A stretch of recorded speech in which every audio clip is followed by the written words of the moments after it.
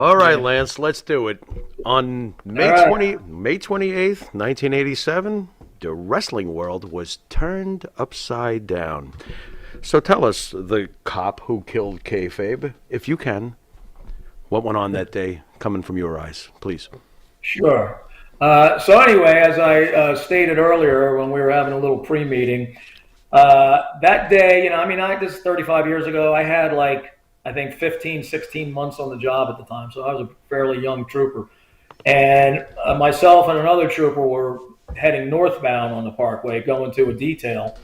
And, I saw a troop car making a stop southbound in the median. And you always back up, another police officer when you see him on a stop. So, we slowed down, we rolled over, and I look, and I can remember distinctly. It's hard to remember much about that day, but I remember as the driver, I guess was Hacksaw, exited the vehicle. I saw the vehicle like raise up 3 inches. And I'm like, oh, look at the size of this guy.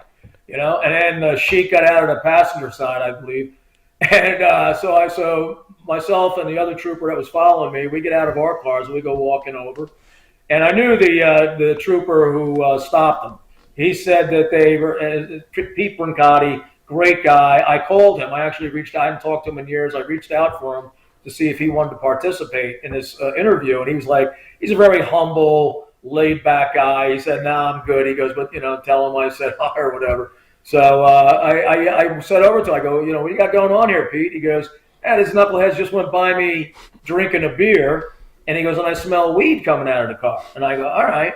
So now they're getting out of the car, and I'm looking at him, and I'm looking at the Sheik, and I kind of like recognize him, and I'm like, I know this guy from somewhere. And so he said, "Do me a favor, keep an eye on them. I'm gonna, check the car further."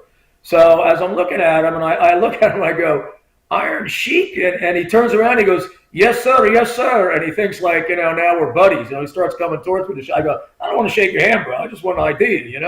So just around that time, the other troop, he finds the Sheik's, Aladdin booties, those curly Q booties, and I guess they're in the back seat. He turns them upside down. He goes, "Hey, Sheik, I guess these belong to you," and turns them upside down, and an 8 ball of Coke falls out. So I'm like, "Oh, Sheik, you're in trouble now." So, and basically, he cuffed them, and, we made sure they were secure, and that was the end of my participation in that story.